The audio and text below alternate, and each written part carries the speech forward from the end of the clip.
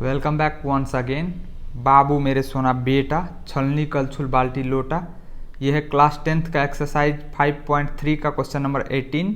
तो आइए क्वेश्चन पढ़ते हैं और देखते हैं क्या दिया हुआ है और क्या हमें निकालना है। केंद्र ए से प्रारंभ करते हुए बारी बारी से केंद्र ए और बी को लेते हुए त्रिज्याओं 0.5 centimetre, 1 centimetre, 1.5 centimetre, 2 centimetre so on वाले उत्तरोत्तर अर्धवृत्तों को खींचकर एक सर्पिल, जिसको इंग्लिश में स्पाइरल कहते हैं, बनाया गया, जैसा कि आकृति 5.4 में दर्शाया गया है।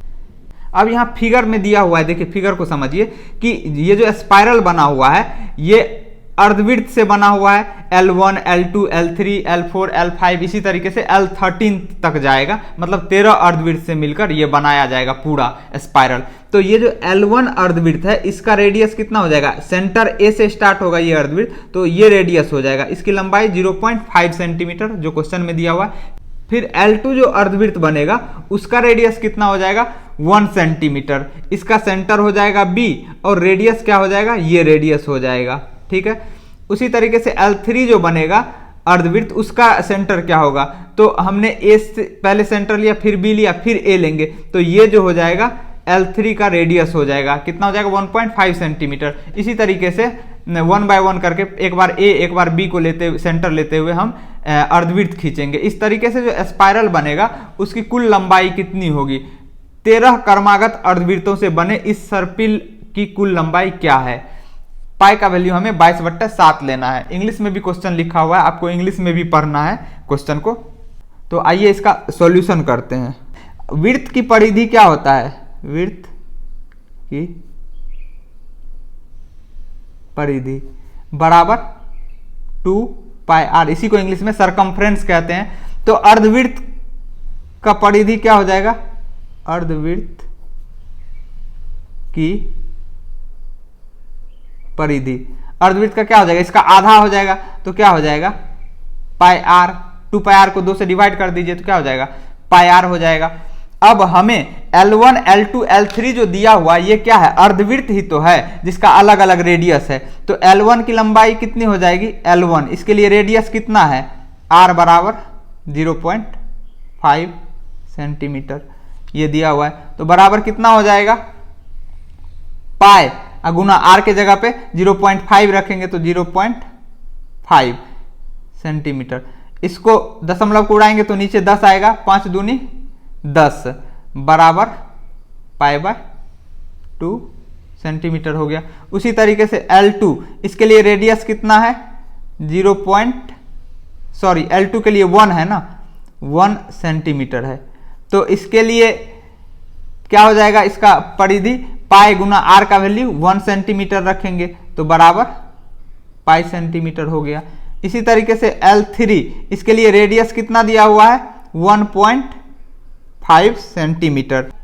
इसका परिधि कितना हो जाएगा, पाई गुना r का वैल्यू 1.5 सेंटीमीटर। तो दशमलव उड़ाएंगे तो नीचे 10 आएगा, कटेगा कितने बार में, 5 तिया 15 और 5 दूनी 10 बराबर 3 पाई अपॉन 2 सेंटीमीटर। उसी तरीके से L4 निकालेंगे तो L4 के लिए r का वैल्यू कितना दिया हुआ है, 2 सेंटीमीटर।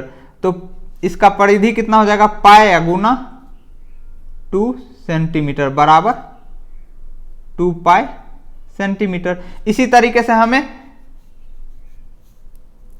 कितने तक निकालना है, L13 तक, क्योंकि 13 अर्धवृत्त से मिलकर वो स्पाइरल बनेगा ना, और जो परिधि निकलेगा L1 से L13 तक उन सबको जोड़ना है। देखिए क्या सीक्वेंस बन रहा है, पहले में बन रहा है पाई बाय 2 सेंटीमीटर, दूसरे में पाई सेंटीमीटर लेंथ बन रहा है, तीसरे L3 में 3 पाई बाय 2 सेंटीमीटर लेंथ बन रहा है अर्धवृत्त का, चौथे में 2 पाई सेंटीमीटर लेंथ बन रहा है। इसी तरीके से ये कहाँ तक जाएगा, 13th टर्न तक जाएगा। तो इसमें टोटल कितने पद हो जाएंगे, 13 पद होंगे L1 से लेकर L13 तक। अब ये सीक्वेंस AP में है, कैसे पता चला, हालांकि एग्जाम में क्वेश्चन आएगा तो आपको ये नहीं दिया रहेगा कि ये AP में है, आप AP का फॉर्मूला लगाइए, आपको खुद ही देख करके पता करना पड़ेगा कि ये AP में है या नहीं है। AP का फॉर्मूला लगा सकते हैं कि नहीं। यहाँ तो चलिए एक्सरसाइज 5.3 का क्वेश्चन नंबर 18 है तो हम बता देंगे कि हाँ ये एपी का ही है, एपी का फॉर्मूला लगेगा। लेकिन आपको पता भी तो होना चाहिए, चेक करने भी तो आना चाहिए।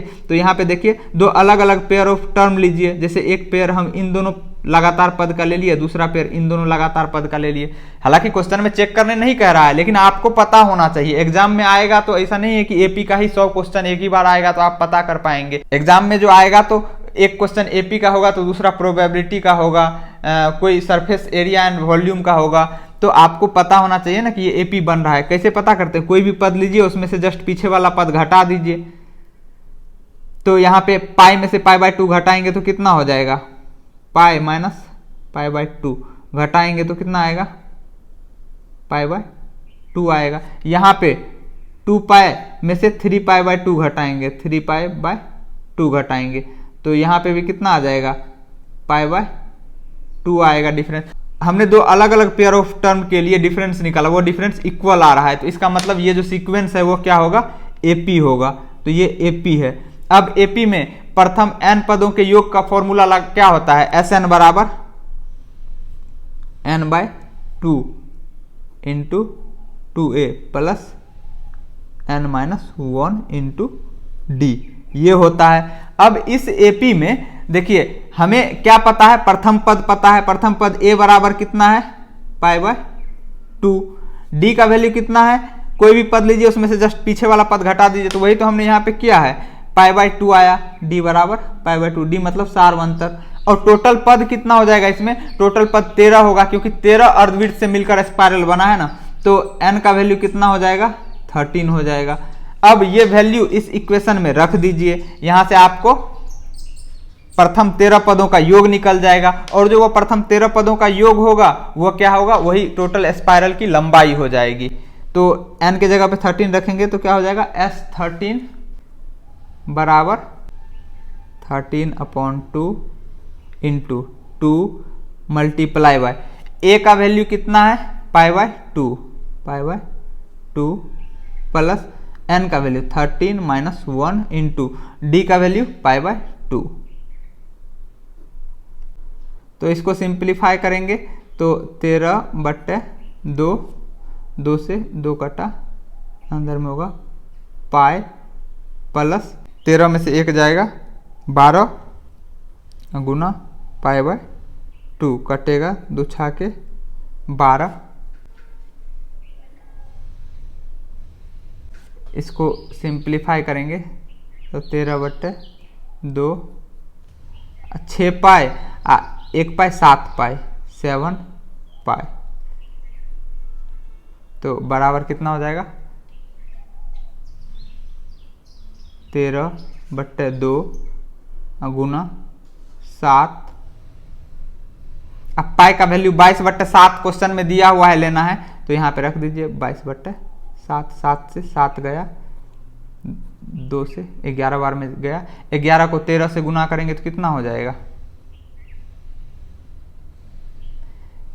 11 33 का 3 हासिल 3, 11 का 11 3 14, 143। और किस में है? सेंटीमीटर में, तो सेंटीमीटर लगा देंगे। तो S13 बराबर 143 सेंटीमीटर, यही हमारा क्या हो जाएगा? आंसर हो जाएगा। तो उम्मीद करता हूं आपको सॉल्यूशन समझ में आया होगा। अगर आप चैनल पे नए हैं तो चैनल को सब्सक्राइब करके बेल आइकन को दबा दीजिए, ताकि नए वीडियो का नोटिफिकेशन आपके मोबाइल तक पहुंच पाए। फिर मिलेंगे अगले वीडियो में बहुत ही जल्द। तब तक के लिए नमस्कार, जय हिंद।